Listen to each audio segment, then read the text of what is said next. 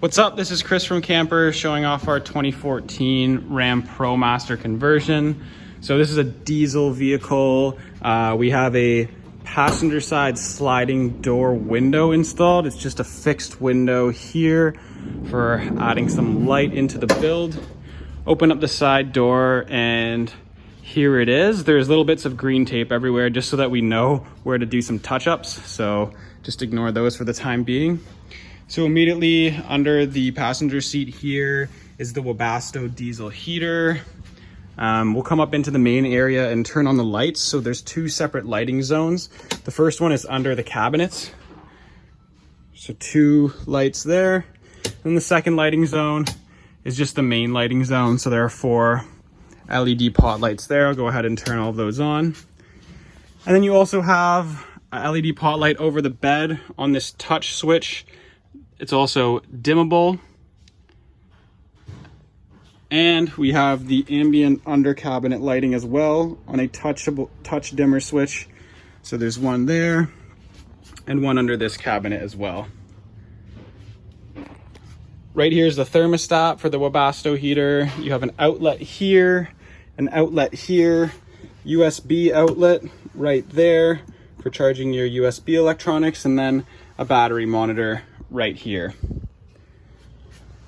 You have the whole electrical hub right here with all the 12-volt fuses and all the switches that control the power to your water pump, your fridge, the gray water dump tank, and the toilet as well. And there's a solar cutoff switch there if you do need to cut off the solar. All of the cabinets are on pneumatic lifts, so they soft open and stay open. That includes these cabinets on the other side as well. The bed is bumped out over here, and that allows for somebody as tall as 6'3" to extend fully. There's a little storage cubby over here, another little storage cubby over here. You have the full bulkhead storage there. We have a opening window right here that's nicely framed out. So you twist these, they're screened, it opens, and it allows you to keep it open while it's raining. We have a lagoon mounted table right here, two seats, and underneath the seats are some sizable drawers for storage. It's a 12-volt truck fridge, 65 liters, plenty of space. It even has a small little freezer component up there. This is a really awesome low draw fridge, doesn't take very much power. You have this countertop here, two drawers here. All the drawers are on self-closing slides that stay closed while driving. Drawers up here. Two more drawers here. Carbon monoxide alarm in there that can be mounted anywhere. And then under here you have two cabinet doors. Sorry, there's just a towel there. Here's the Nature's Head composting toilet, gets stored under there. And then under here we have the water filter and obviously some of the plumbing. So the water filter has its own independent faucet, and then you have a large main faucet here that detaches. It swivels around as well and can be used as an outdoor shower. There's a large sink right here, and this cutting board actually fits inside the sink here like this to make it a usable area while you're cooking. Just turn the faucet to the side.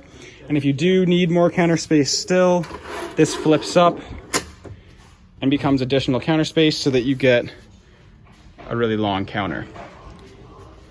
In the very front here, we have cruise control, factory cruise control.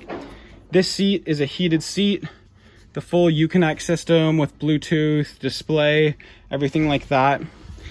Either of these seats can be made a swivel seat for a slight additional cost, no problem. This one, when swiveled around, this could be used as a potential workspace as well. And I'll give you a look at what underneath the bed in the garage area looks like next. Okay, so we're at the back here in the garage area.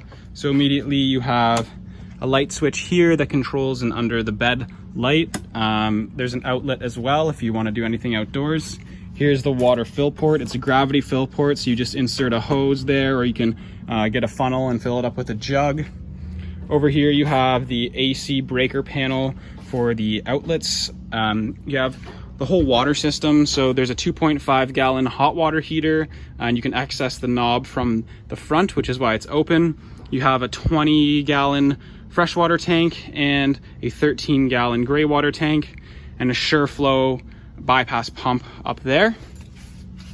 Over here is where the electrical is. You have the Victron 2000 watt inverter charger. You have the on-off switch, 216 amp hour silicon dioxide battery, and a 50 amp MPPT charger that charges both while you're driving and using solar. And then a couple breakers right here. And the shore power input for this vehicle is just on the outside right here. So this pops open and allows you to use a standard 15 amp outlet to charge the batteries. And there's also an internal transfer switch so that it doesn't use up the battery power while you are using the AC outlets when it's plugged in. Up here we have a fantastic fan that is bi-directional, so it does in and out, 3 speeds, manual opening knob, and it has a little thermostat here that controls when the fan turns on and off, if that's something that you'd like to use. Other than that, this is pretty much the full conversion.